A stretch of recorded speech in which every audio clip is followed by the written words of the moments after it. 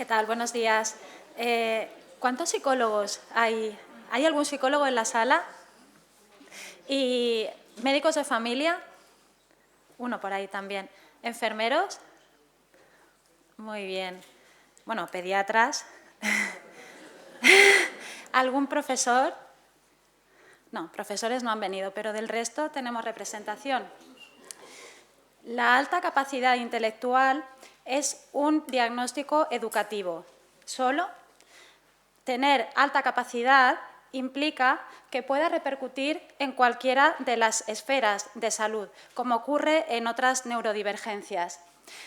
Además, no se trata de un diagnóstico que no es médico, pero puede solaparse, enmascararse o confundirse con entidades que sí que son médicas. El Ministerio de Educación lo cataloga dentro de aquellas con necesidad específica de atención educativa. Sin embargo, muchos de estos niños, como hemos visto con los psicólogos, son invisibles. Si tenemos en cuenta la colaboración que se puede producir, la colaboración positiva del tándem sanidad-educación, esto ayudará al desarrollo integral del niño, siendo el diagnóstico temprano, como estamos insistiendo, fundamental para conseguir este propósito. Entonces, y llegados a este punto, y viendo que es una entidad transdisciplinar, ¿no sería lo ideal que consideráramos la alta capacidad como una necesidad de apoyo médico? Se trata de hacerlos visibles, y ese es nuestro objetivo, lo antes posible. ¿Para qué?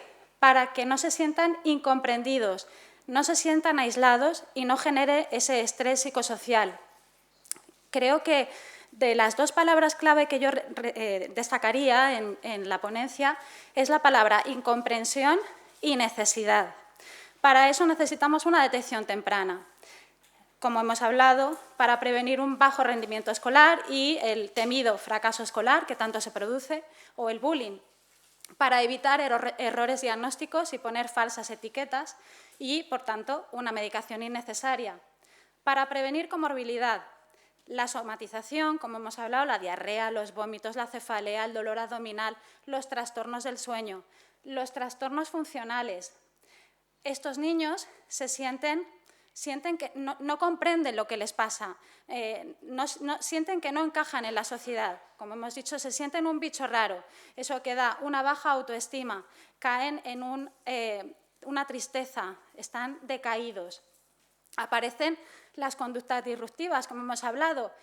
Muchas veces a nosotros nos cuentan que los profesores nos transmiten a los pediatras que se sienten amenazados esos profesores. ¿Por qué?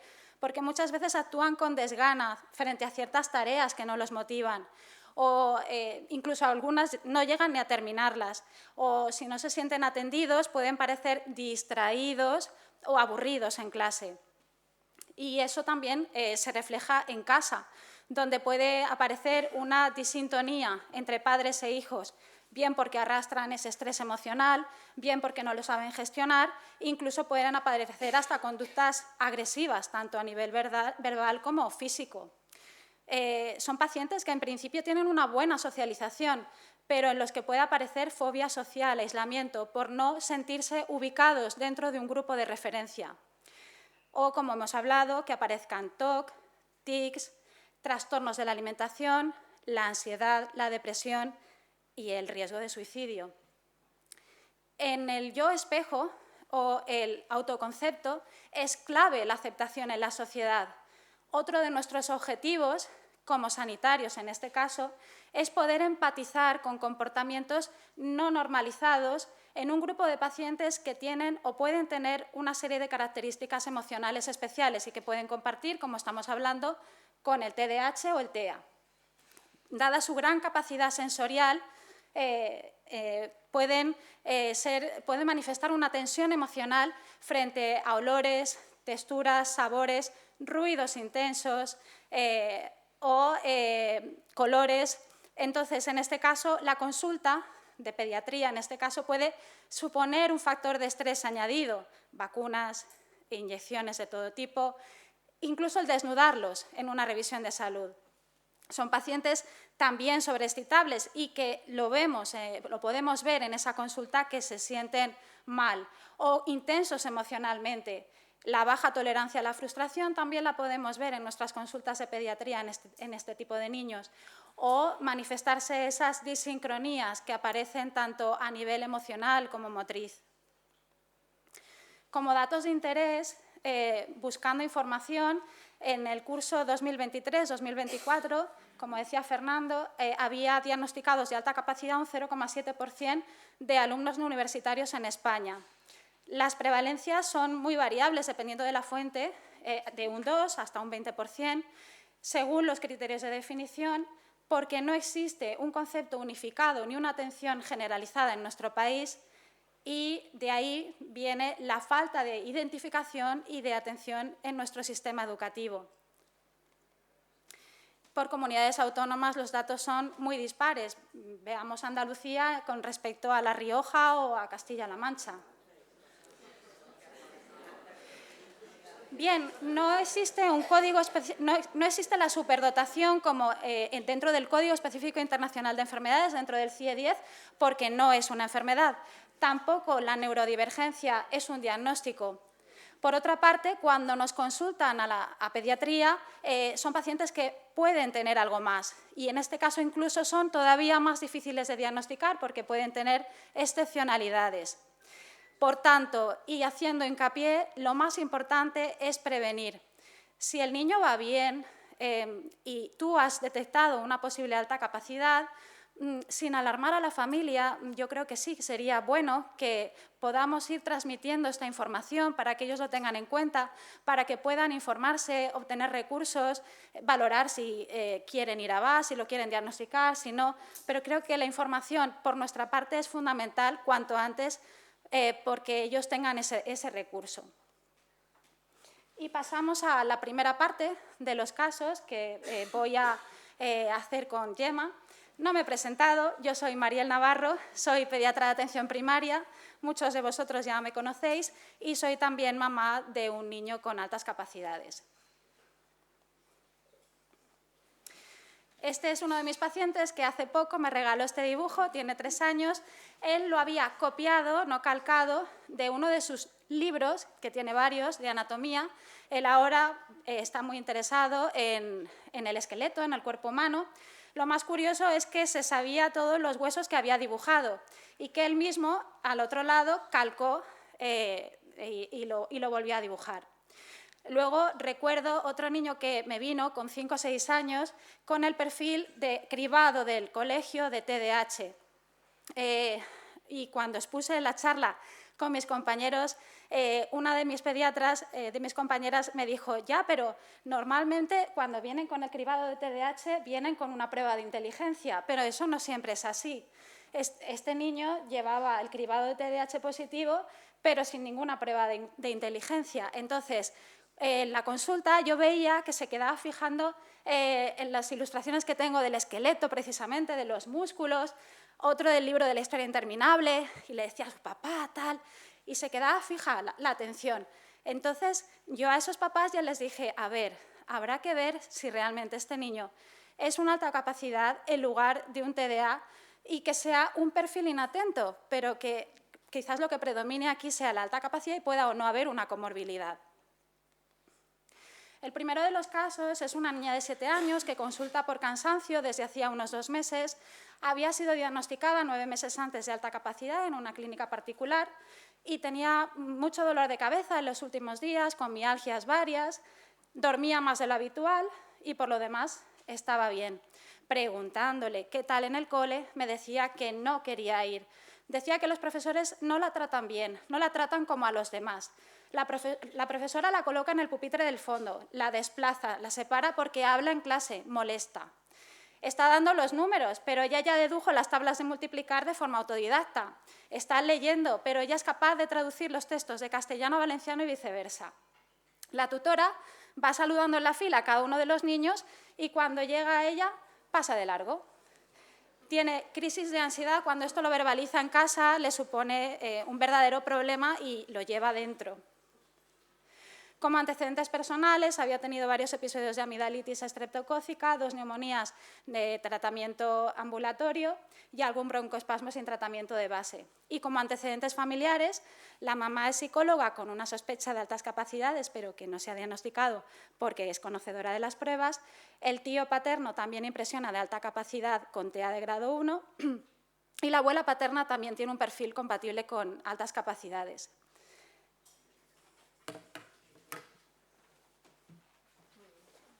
Bueno, Mariel me comentó que si podía yo hacer en la parte de sus casos la explicación, ¿no?, del estudio más psicométrico, ¿no? Entonces, me lo permito. Este caso es el de mi hija. Mi hija es paciente de Mariel y Mariel me comentó si podía exponerlo y, bueno, al mismo tiempo, pues aprovecho para hacer la explicación del estudio que hicieron en su momento en la clínica donde la estudiaron. En este caso, emplearon pues, una aproximación también al protocolo que la Unidad Específica de Orientación Educativa solicita.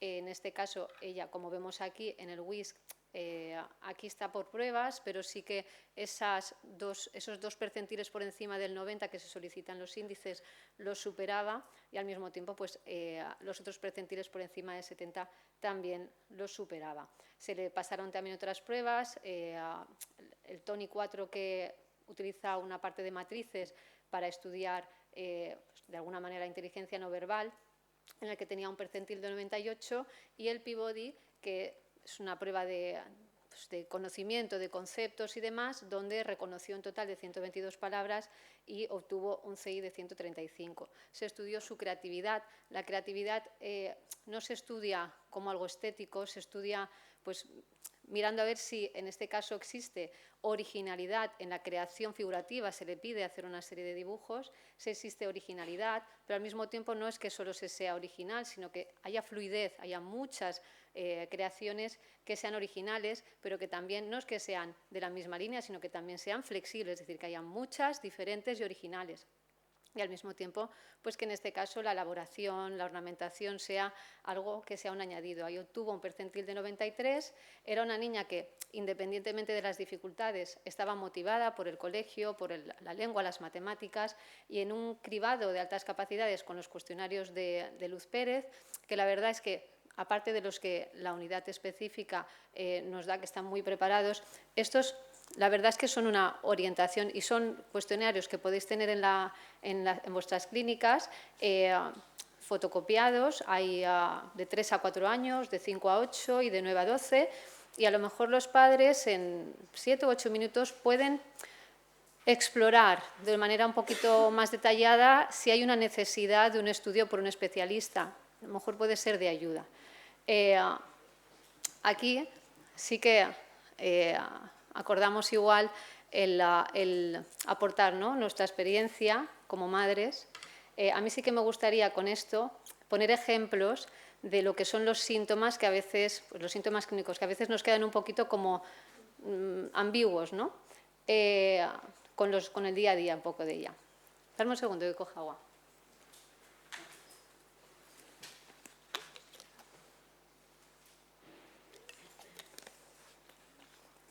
Pues Neus se inició muy tempranamente en el lenguaje, de hecho con 8 meses, Neus es mi hija, ¿vale? Ella ya estaba hablando. De hecho era muy interesante para mí también y era muy curioso porque me contaba sus sueños con añito y medio. Entonces, pues eran sueños de un bebé, un perrito con un globo, un tal, pero era curioso cómo ella podía detectar, ¿no?, que eran sueños y me los contaba. Tuvo un desarrollo visoperceptivo súper temprano. De hecho, la decodificación de grafemas se inició a los 14 meses. Aquí tenemos un vídeo, no sé cómo lo puedo poner, ¿vale?, en el cual, bueno, estoy en un intento fallido en esos momentos de adelantar en mi tesis doctoral y estaba ella ilusionada con las letras. No se escucha. Aquí està, carinyo meu? ¿Lo puedes poner al principio? Oh, anem a posar. Quina lletra és eixa? Molt bé. I aquesta, carinyo meu? La E, molt bé. I aquesta? U. La U, bravo. I aquesta? S. La S, què posa ahí? Neu. Neus, molt bé. Vinga, carinyo. A veure, vols posar tu el teu nom? Bueno, es pequeñita. Sí, venga, Ella busca la quería N. también utilizar el ordenador y La N. su coordinación aún no se lo permite, Mira, pero sí Neus. que vemos en el vídeo, D'acord? sí que vemos en el Busca la vídeo N. cómo ella es capaz de N. ubicar y a nivel visoperceptivo de codificar entre Busca toda la esta N. marabunda de ¿Dónde está la estímulos N? dónde están las letras. On està la N? Si os fijáis ahora en el dedito, Molt bé. La N. On està? La E. On està la lletra E? Molt bé. On està la lletra U? O. La O, però Detectava busquem la también otras lletra letras. U. y le encantaba, disfrutaba muchísimo con esta actividad, incluso con el juego de las palabritas, que era ¿Dónde está la repetir letra palabras U? súper complicadas, esternocleidomastoideo, tal, y ella disfrutaba mucho con que el joc de los parauletes, o sea, que jugáramos a esto. La U, Pues molt como bé. vemos, ella ya, esto son 14 meses de vida Molt y bé, ja tenía n'està la lletra la S. capacidad destacada, ¿no?, de llevar a cabo esto. Podemos poner de nuevo el... Bravo, Power. carinyo. Home. Oh, anem a posar. Quina lletra és eixa? N. Muy bien. Bueno, pues aprovecho mientras ponen, ya estamos viendo que es un cerebro que se está desarrollando de manera distinta. Entonces, sus gustos, sus intereses van a versar sobre aquello que su cabeza también puede hacer. Y también, pues, es verdad que puede encontrarse con que, en cierta manera, su mundo y el mundo de la media poblacional funcionan de manera distinta. Es como intentar llegar a entenderse, ¿no?, como dos procesadores diferentes, ¿no? Ella, que tiene ciertas excepcionalidades, y otros procesadores que hacen cosas distintas. Muy bien. En este caso, en el primer ciclo de infantil, en la guardería, ella era una nena que nos decían que sí, bien, se relacionaba con sus compañeros, pero lo hacía como lo hacían las maestras. Es decir, ella los cuidaba, ella, este ha comido, este no ha comido, este ha hecho caca, apúntalo, todo esto. Entonces, claro, llegaba la siesta, no hacía siesta, dormir era un rollo, era aburrido, ella estaba, pues, supongo las maestras descansando con un café y ella allí con ella en sus conversaciones, que era lo que más le gustaba. De hecho, pues, incluso en 5 años, ella, bueno, había un grupo, hacían, pues, como los delegados de cada clase en el colegio salían a hacer propuestas para hacer mejoras. Fue el primer año que un alumno de infantil salió, hizo su propuesta para mejora del colegio, fue, y aquí hablo de la sensibilidad hacia los temas de la justicia social, que se les permitiera entrar a decirle a Tere, la cocinera, lo buena que estaba la comida. Porque realmente Tere lo necesitaba, estaba siempre ahí dentro.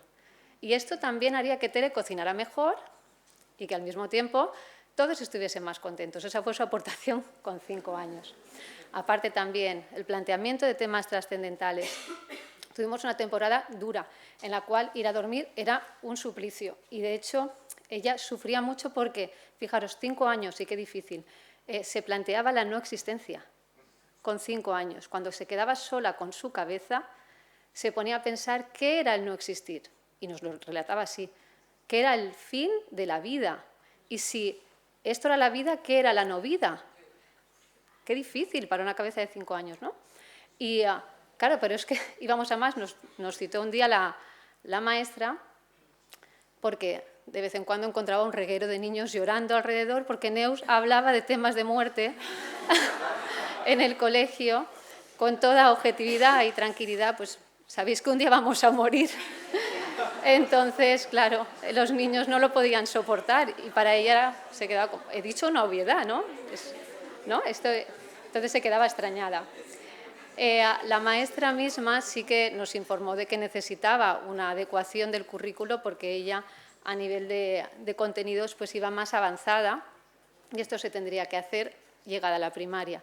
No se hizo, ¿vale? No se hizo. En cuanto a las rigideces, ¿vale? Las rigideces, yo compruebo, ella necesita que la información haga cierres causales tal y como en su cabeza se ha conformado. Ahí está el cierre perfecto. Es decir, una opinión, una forma de hacer algo, si está configurado como en su cabeza está configurado, que tiene un cierre perfecto del todo con el todo, realmente ahí es cuando la solución o la forma de hacerlo es la adecuada para ella, la perfecta. Por eso le cuesta aceptar, flexibilizar hacia lo que el otro opina, porque le chirría, ya no le cierra, no queda tan perfecto en aquello que ella está pensando que debería decirse, hacerse o cómo se deberían hacer las cosas, ¿no? Espero también, como os digo, con los ejemplos, ayudaros a entender esto que a veces a nivel de criterio clínico es un poquito más complicado y a lo mejor son ejemplos que padres os pueden poner dentro de la sala, ¿no?, de vuestra clínica.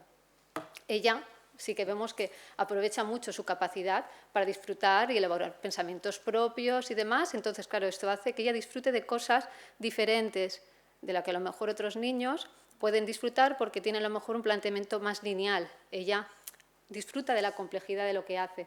Liderar para ella es algo que forma parte de esta rigidez, porque le cuesta aceptar opiniones y se está trabajando de otros o formas de hacer diferentes a la que ella quiere.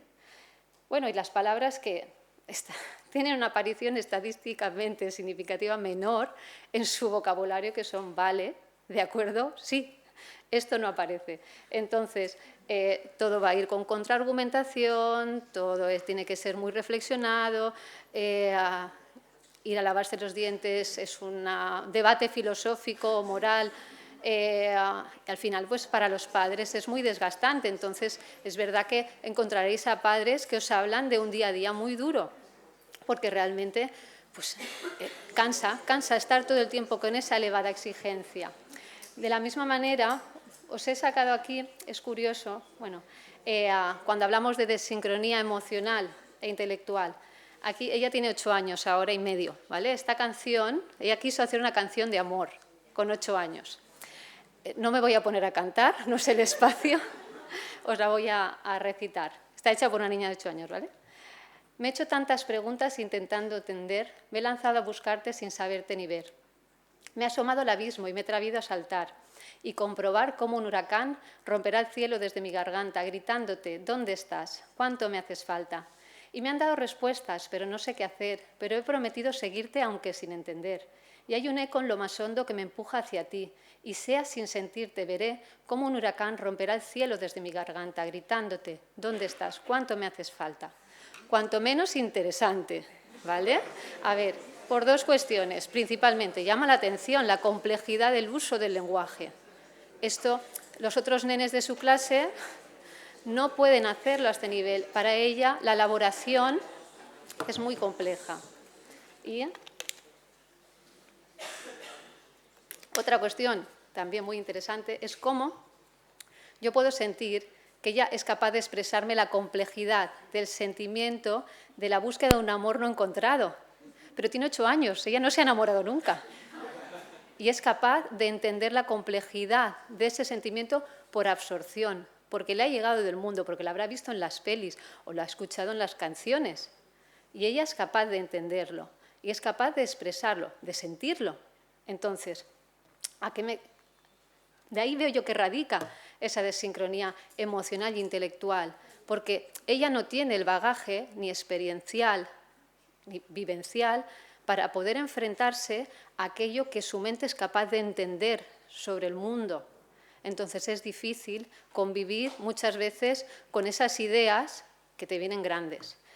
Encontramos que en el colegio, principalmente, no se hizo un estudio hasta que le peleamos muchísimo para intentar adecuar una respuesta educativa, ya os ha comentado Mariel, había falta de estrategias, mucha ignorancia con respecto al tema, falta de recursos, posiblemente falta de voluntad, y eso tuvieron unas consecuencias muy graves sobre su estabilidad emocional. Ya os digo, estaba sola al fondo de la clase en una mesa.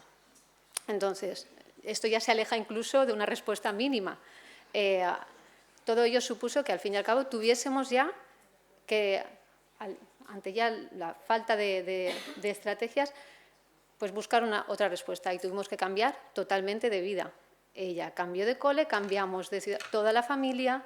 Pues imaginaros qué supone el que no tengamos una preparación suficiente y también, gracias a Mariel, adelantamos muchas cosas. Gracias a Mariel entramos a BAST, Neus también encontró a personas con las que, parece que sintonizamos, ¿no? Y esto es muy interesante de la asociación. Y ella ahora, sinceramente, está mucho más feliz. Y esto le ha cambiado la vida a ella y a nosotros. Y sigue siendo esta, ¿vale? Y bueno, no sé, a lo mejor en las jornadas de risoterapia os canto la canción otro día.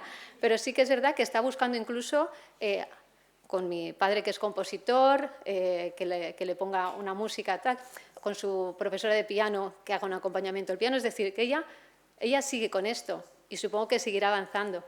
Pero bueno, tenemos ahora hoy en día que el colegio pues desconoce, pero se informa y no la culpa, ¿vale? Y sí que es verdad que hay una respuesta de flexibilización curricular real, fortalece mucho. Yo lo que destaco es el fortalecimiento del autoconcepto de Neus, reconocerse sus virtudes también, reconocer sus puntos débiles, pero que al mismo tiempo del mal hacer virtud, de ella y de toda la clase, no es exclusivo. Ella siente que tiene en el profesorado un punto de apoyo sólido y de confianza y que realmente esto para ella es partir de una base de tranquilidad, porque realmente lo curricular, bueno, ella lo puede ir integrando sin más problemas, es un apoyo grande, pero la persona, y además así me lo dijo su tutora, quiero dedicarme a trabajar la persona. Y bueno, creo que Mariel. El número 2 es una niña de 6 años que acude a un centro de psicología privado por problemas de comportamiento y trastorno del sueño. Está diagnosticada de precocidad intelectual con un CIT global de 134, dislexia, disgrafia y discalculia. Me consulta porque en el colegio le han dicho que la pediatra la tiene que derivar a Usmia. Me imagino que os ha pasado a muchos esto.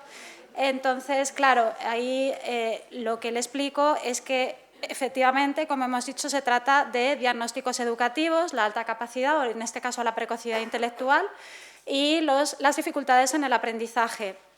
Los problemas de comportamiento, los trastornos del sueño, muy probablemente sean secundarios, según lo que me cuentan, a una mala gestión, porque es una niña que tampoco existe ni una motivación, ni una comprensión, ni una atención adecuada en el colegio.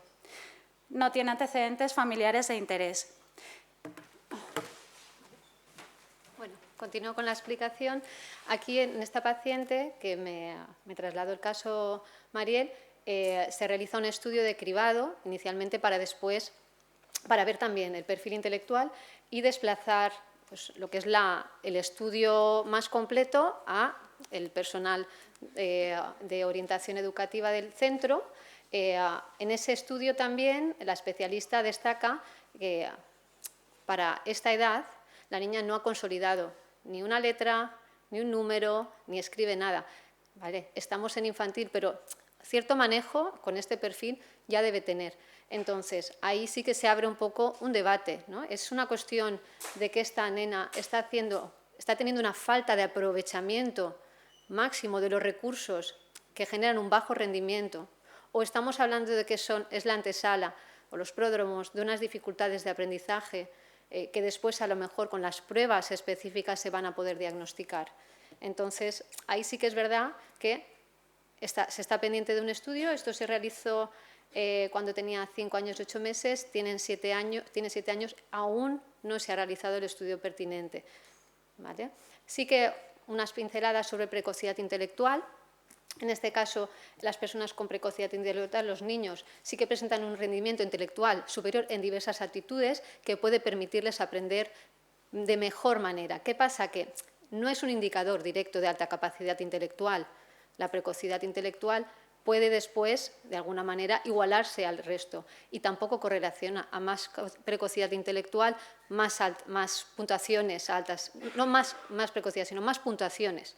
En los estudios de CI de precocidad va a correlacionar con mayores puntuaciones en los estudios de cociente intelectual posteriores. Ahora, las personas con alta capacidad intelectual sí que presentaron una precocidad previa. en este caso deciros con lo de la derivación a Usmia que yo lo que hice, y me imagino que vosotros tenéis también en cuenta esa herramienta de la que disponemos, es hacer una hoja de evolución o una nota informativa que son, como decía Luz, no vinculantes, pero que sí que normalmente nos suelen hacer cierto caso en los coles.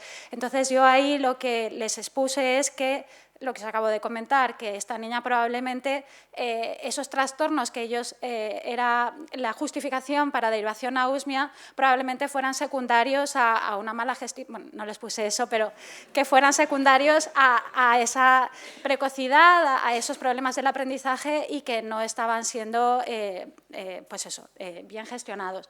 Entonces, ese recurso creo que es importante porque, como os digo, nos suelen tener en cuenta, aunque no sea vinculante, el hacer esa hoja de evolución y, sobre todo, si la firmamos y ponemos el cuño, todavía más. Pasamos al caso número 3, es un lactante de 19 meses que me consulta la mamá porque desde hacía 2 o 3 meses se pellizcaba el pezón derecho, a veces incluso hasta sangrar para dormir, para calmarse. Con 18 meses usa pronombres, usa verbos impersonales, me cuenta que tiene una memoria singular. En esos momentos yo todavía no puedo verlo bien porque siempre viene llorando a la consulta. Hasta ese momento era muy difícil de explorar, como muchos los tenemos así en la consulta. Me cuenta que tiene una adaptación regular a la guardería, pero que a los 3 días se ha aprendido la canción de clase. Como os decía, lo del llanto, sin embargo, a partir de ese momento ya empieza a llamarme por mi nombre, ya encuentro algún gesto de afecto y, sobre todo, la práctica desaparición del miedo hacia mí como pediatra.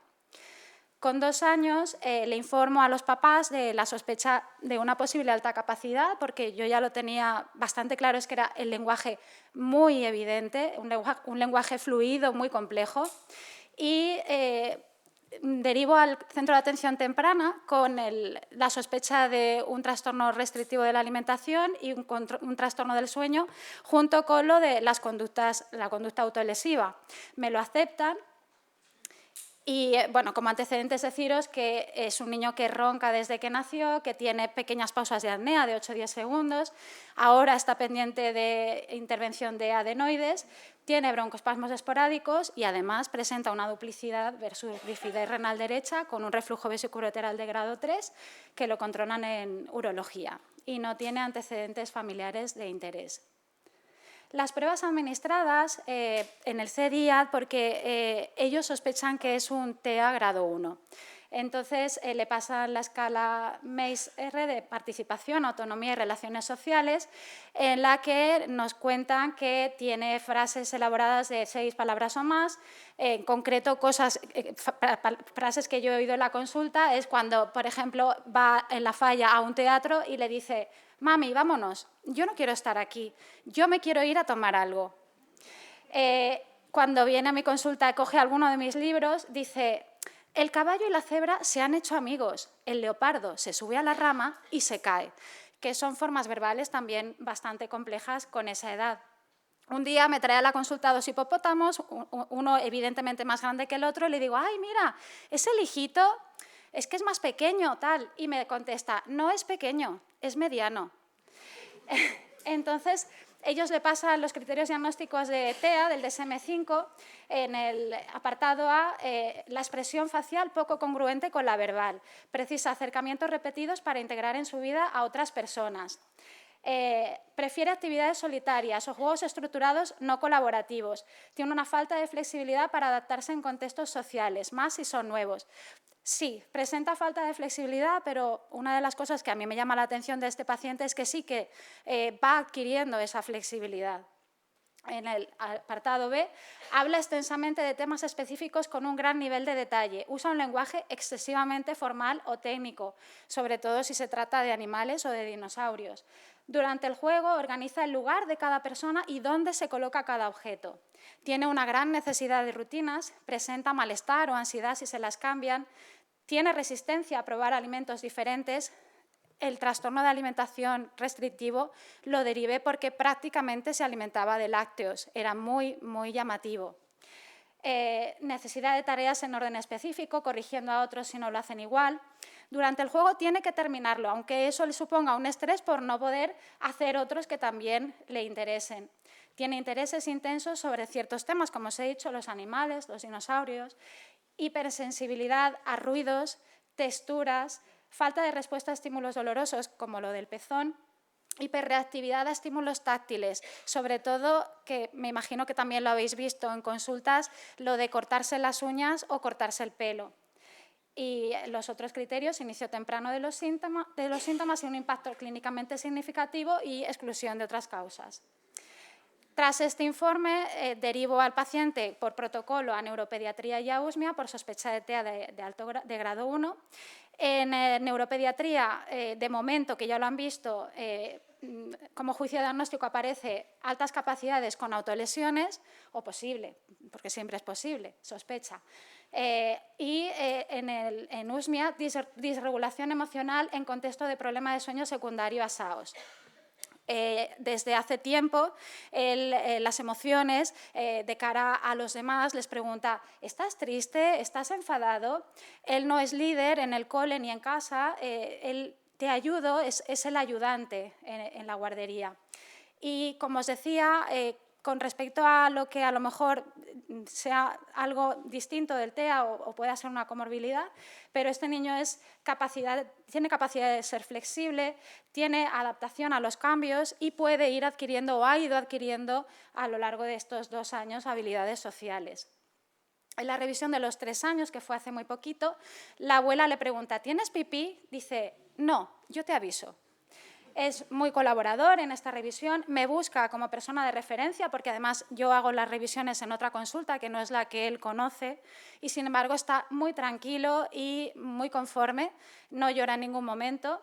Eso sí, cuando le voy a informar, le adelanto que ahora llega el momento de la vacuna, yo veo que empieza a pellizcarse en la palma de la mano, y cuando trato también de negociar, y hemos avanzado en cuanto a la comida, pero trato de negociar que no coma con la tele, y ahí vuelve otra vez a pellizcarse. Come muy lento, sigue alimentándose también de bastantes lácteos, pero ya hemos conseguido reducir. Están haciendo muy buena labor también en el centro de atención temprana, y ahí el paciente me dice directamente que no, que la vacuna sí, pero que lo de comer sin la tele, que no. Bueno, aquí simplemente resaltar una serie de señales previas. Desde hace mucho tiempo se intenta, ¿no?, que los diagnósticos sean lo más tempranos posibles. Entonces, estamos hablando de que el autismo hasta hace tiempo se diagnosticaba en una media de unos 4 años, y hay estudios cada vez más robustos que están adelantando incluso las señales previas entre incluso los 0 y los 12 meses. Son señales que igual podéis ir observando dentro de vuestro espacio, porque aquí, por ejemplo, en esta tabla vemos que hay señales previas a lo mejor entre ya los 3, 6, 9 y 12 meses, que las vemos aquí que van en aumento, que ya se dan en el caso del autismo. Si tenemos a lo mejor familiares que ya tengan el diagnóstico, pues tal vez sea interesante empezar a observar esas señales en los pacientes. Al mismo tiempo existe una herramienta también, un cuestionario que podéis tener ahí impreso, que es el MChat, que lo pueden cumplimentar a lo mejor en unos 10 minutos los padres, y incluso si igual está un poquito más avanzado en edad, igual estamos hablando de un niño que nos llega con unos 3 años, podemos combinar, ¿no?, igual que administren si vemos que a lo mejor tiene características, pues lo que hablaba Mariel, de un lenguaje que llama la atención por su complejidad, pues también a lo mejor los de Luz Pérez en esa edad podemos ponerlos como cribado muy puntual, pero ya podemos estar orientando el caso y darle una salida y adelantarnos en tiempo y evitar peregrinajes, que para las familias es un horror, es un horror. Entonces, aquí, por ejemplo, sí que os dejo igual lo que es el protocolo completo que se administraría por los especialistas que van a detectar un caso positivo de autismo, un poco para que los tengáis en cuenta y los conozcáis, pero vamos, creo que la atención ahí y la prevención es básica. Bueno, pues seguiremos tras la pausa. Bueno.